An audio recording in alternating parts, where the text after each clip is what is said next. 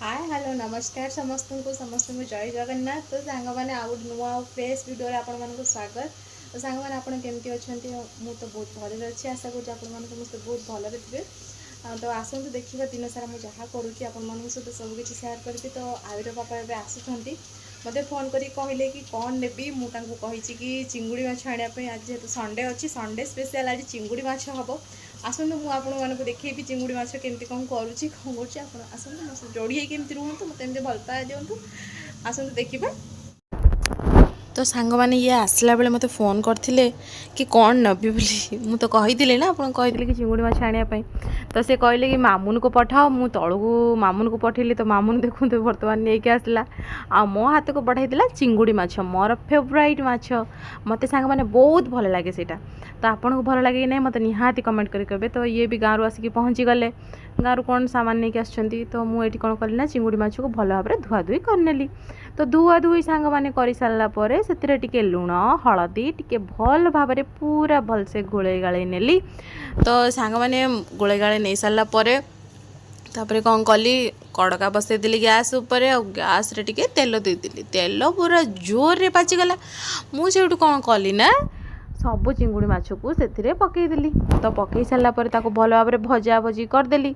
तो सांग मैंने मोर तो चिंगुड़ी माछ बहुत पसंद आपणकर पसंद नहीं मत निहाती कमेंट रे कहबे। तो चिंगुड़ी माछ है माने ना मत लगे बोधे आम घर मटन होती मोर बहुत फेवरेट मोर पिला बेलठार माछटा बहुत फेवरेट आ तो एंकर भी बहुत एटा फेवरेट। तो सांग मैंने देखो मु भलसे पूरा भाजी नेली।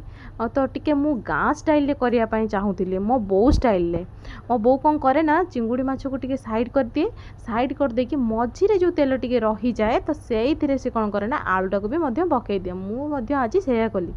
तो तेल जो रही टिके तो से आलूटा को पकईदेली चिंगुड़ी माछ आलू को भल भाव में भाजी नेली भल भाव में संतुला संतुला टिके कर सारापर ताकू गोटे थाली रे ढाली देली ढाली दे सारापर टिके सोरिष तेल पकईदेली कड़कार सोर्ष तेल को भल भाव में गरम करदेली भल भाव में गरम करदे से दीटा तेजपत्र पकईदेली तेजपत्र दीटा पकई सारापर से पियाज जो चुन चुन कर काटिक रखी तो पियाज से पकईदेली पियाज पकई सारापर सांग मैंने गोटे बड़ चामच रे गोटे चामच पूरा कौन कली ना अदा रसुण लंका जीरा गोटे पेस्ट करी तो से पेस्ट पकईदेली।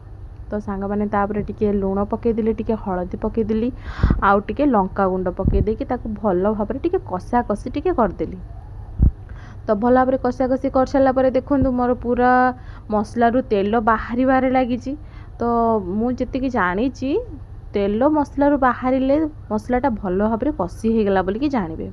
तो से भाजी की जो रखी थी संतुल की जो रखी थी आलू आउ जो आमर चिंगुड़ी माछ को पकईदेली भल से टिके गोला गोली करदेली दीटा टमाटो पकईदेली पकईदेकी कौन कली ना ढंकईदेली।